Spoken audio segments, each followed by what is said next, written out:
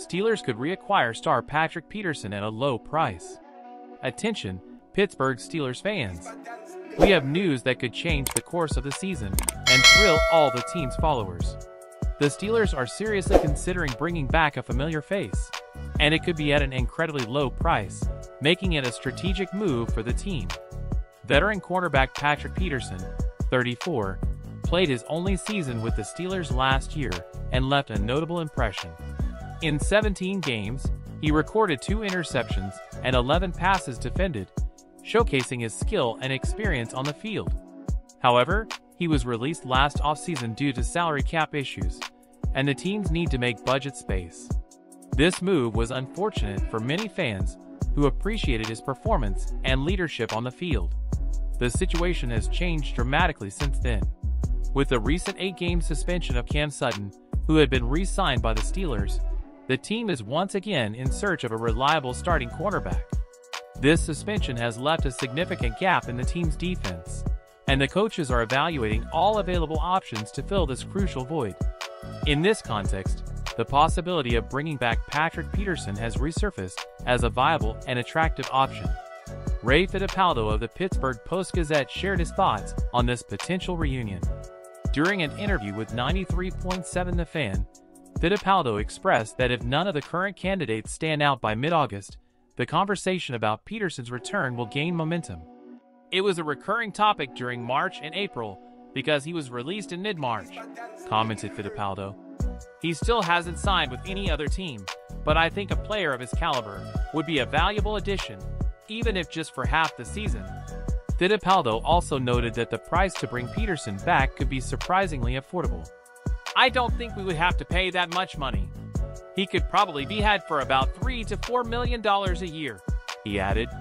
This figure is significantly lower than the $7 million Peterson earned with his previous contract, making his return an economical and sensible option for the Steelers. Currently, the Steelers are evaluating several players as potential replacements for Sutton. Among the candidates are Josiah Scott, Beanie Bishop, Anthony Averett, and Grayland Arnold, along with other players trying to secure a spot on the 90-man roster. Although these players have potential, Peterson's experience and proven track record make him a standout option if the team is not confident in the current candidates. The return of Patrick Peterson would not only bring stability and experience to the Steelers' defense, but also give fans the chance to see one of their favorite players back in action. His ability to intercept passes and defend effectively could be exactly what the team needs to strengthen itself in a season that promises to be competitive and exciting. Stay tuned for more updates and keep supporting the Steelers in this exciting season. With the possibility of reacquiring a star like Patrick Peterson, the Steelers could be gearing up for a campaign full of surprises and successes.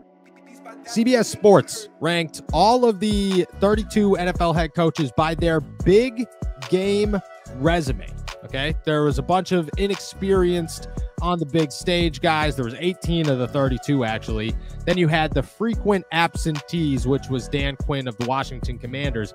And where Pittsburgh Steelers head coach Mike Tomlin fell into place here is endangered champions. Quote, these coaches reached the mountaintop years ago and they may still guide playoff appearances with regularity, but they've recently struggled to convert postseason entries into ultimate glory. Those three include Sean Payton of the Denver Broncos, Mike McCarthy of the Dallas Cowboys, and Pittsburgh Steelers head coach Mike Tomlin. Quote, Tomlin is unique in that he's both one, already entrenched as an all-timer, and two, still widely respected as one of the game's best motivators. Even so, his Steelers have proven more scrappy than special for a long time now. Since an AFC title game bid in 2017, he's gone 0-4 in playoff games over the last 6 years. You're looking at Mike Tomlin as an endangered big game resume head coach. I don't think I disagree with that one. I think Mike Tomlin is on the verge of being less relevant if he doesn't win a playoff game. Signs an extension, so the Steelers aren't getting rid of him. But I do think if you go 0-3 these next 3 years in the playoffs, that your next contract is not as guaranteed as this one was coming up. And I believe that the Pittsburgh Steelers could be looking, let's move on a little bit and see where else a window could open if you go 0-3 over the next 3 years. I think that's a long shot that they do, but I don't think anybody expected them to go 0-4 over the last 6 years. So it's a tall task to accomplish and one to overcome. At the same time, I think Mike Tomlin is one playoff game away, or one playoff win away from us completely ignoring everything else, and who cares, whatever, it doesn't matter. You've shut it all down and won a playoff game. Great, sounds good. We'll move on and talk about other stuff. You think Tomlin is endangered? You think he's on the verge of irrelevance if he doesn't continue to win? The verge of irrelevance changes my perspective to this question. Endangered as far as his job, I don't think I'm ever going to sit up here and say he's endangered because of his job. Even if he goes 0-3, I understand that that's hard to believe if he goes 0-3 the next 3 years that he'd be given another contract, but it is, in fact, the Pittsburgh Steelers. So again, I'm never that he'd get a contract in 3 years. You think it'd be guaranteed that he'd get a contract in 3 years if he didn't win a playoff game in 3 years? How many excuses crop up between now and then? Because the last time these contract situations came around, the excuses were Kenny Pickett gone, the excuses were Matt Canada gone. So what other excuses crop up here? Does TJ Watt get injured? Knock on wood, that doesn't happen. What other excuses crop up? And if he goes, winning seasons the next 3 years and runs into Patrick Mahomes all 3 times, I still think there's a way that he loses 3 playoff games in the next 3 years, and it's still probably 60-40 or 70-30 that he gets a new contract, just because it's Art Rooney and the Steelers and Mike Tomlin. It's just who they are. If it was any other franchise, this isn't a question. But I do think that endangered goes to his legacy, because it has been a long time since he has been productive in the playoffs. And I think the further away you get from that 2017 AFC Championship game, the more it becomes, almost a meme, but it becomes his legacy. He was a guy that was great at being a middle-of-the-road coach, great at getting the best out of his players, but not getting the most out of them in the postseason. And that's going to be something that follows him throughout his entire, lifetime and past that. Yeah, I think I agree with that one. The legacy is certainly getting there. We're definitely getting to the border, to the line there. I think at the same time, he understands that. This is the first time I feel like Mike Tomlin understands that his legacy is going to take a hit. And the first time I think he cares. I think it's the first time that Mike Tomlin looks at the situation and says, I don't want my legacy to take a hit. I don't want to be known as the coach that couldn't win a playoff game. And he's going to try to do something about it. So I agree with that one. I do think that he's on the verge of his legacy taking a major blow.